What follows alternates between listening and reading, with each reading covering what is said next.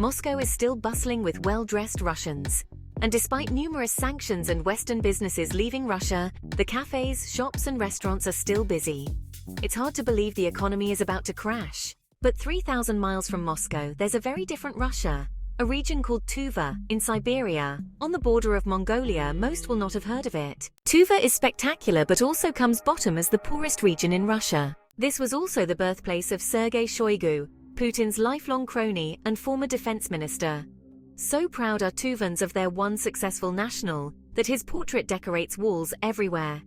Bizarrely, Tuvans also believe that Vladimir Putin is the reincarnation of Genghis Khan, something that started as a joke but grew to be believed. Sergei Shoigu has not been able to help with the plight of his impoverished countrymen, yet he did manage to build himself an $18 million house near Moscow. The charges of corruption clearly don't make him very happy. He's looked miserable for years. Perhaps he misses the old days in the mountains.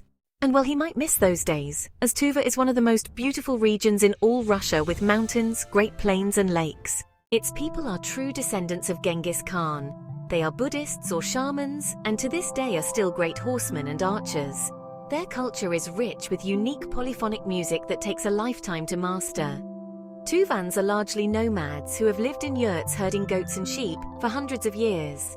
In the 1920s, the Tuvan people achieved independence.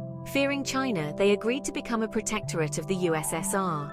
In August 1921, the first Tuvan delegation visited Moscow to sign a friendship agreement.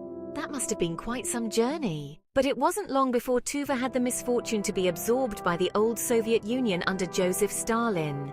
In 1929, Stalin inspired a coup d'état, overthrowing their leader Kula, a Buddhist Lama, and that more or less ended the independence of their country, Tanu Tuva. Stalin forced agricultural collectivization onto the nomadic people who had lived by hunting and herding. Stalin offered little in return. To this day, there is still only one road into Tuva, and the plan to build a railway was abandoned. With their old ways mostly destroyed and little opportunity, many are unemployed and turn to drink. The Tuvan diet has always been based on milk, and they are especially good at making a specialty vodka. Made from sour mare's milk, it is fermented in tree trunks. The name of the vodka is Araga, and it is cheap and easily available. This causes many problems. After the collapse of the old USSR, Tuva didn't get its independence back. It was forgotten and left. Over 30% of Tuvans are considered very poor, living on less than $200 a month, often for a whole family. But in 2022, an opportunity was offered to Tuvans by their dear leader. It was promoted as a great chance to earn some money and clear their debts, even take up a 2% mortgage. Yes, it was the chance to go and fight in Ukraine. In desperation, many took it up. For once, Tuvans had some money, but it came at a high price.